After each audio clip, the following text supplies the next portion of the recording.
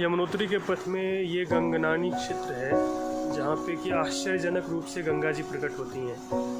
अब है तो ये यमुना जी का प्रवाह क्षेत्र, सामने से यमुना जी निकल रही हैं, लेकिन यहाँ पे गंगा जी निकलती हैं। इसके पीछे एक बड़ी अद्भुत कहानी है कि प्राचीन काल में जमदग्नि ऋषि, जो भगवान परशुराम के पिताजी थे, वो यहाँ पे तपस्या किया करते थे। और तपस्या करते करते जब वो एक दिन अशक्त हो गए, वृद्ध हो गए, तो यहाँ से उनका जो गंगोत्री जाकर के दर्शन करने का नियम था वो पूरा नहीं हो सका।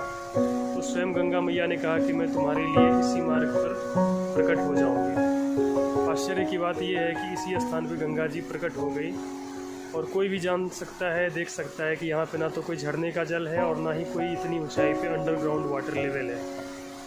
बस नीचे से जल आ रहा है और ये इसका प्रवाह क्षेत्र कहीं ना कहीं गंगोत्री से मिला हुआ है। इतनी दूरी से अंदर ही अंदर पहाड़ के अंदर ये जल आ रहा है। और वैज्ञानिकों ने रिसर्च भी किया कि गंगा के जल में जो बैक्टीरियोफेज नाम का बैक्टीरिया पाया जाता है, सेम टू सेम वही गुणधर्म यहाँ के जल में भी है। विशुद्ध गंगा जल और पहाड़ के अंदर ही अंदर न जाने कितने किलोमीटर तय करके और इस जगह पे आके प्रकट हुए। यमुना के मार्ग में गंगा जी का ये अद्भुत प्राकट्य अपने आप में एक आश्चर्य का विषय बनता है।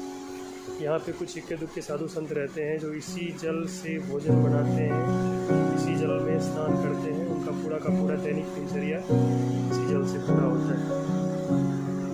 जय गंगे मैया की।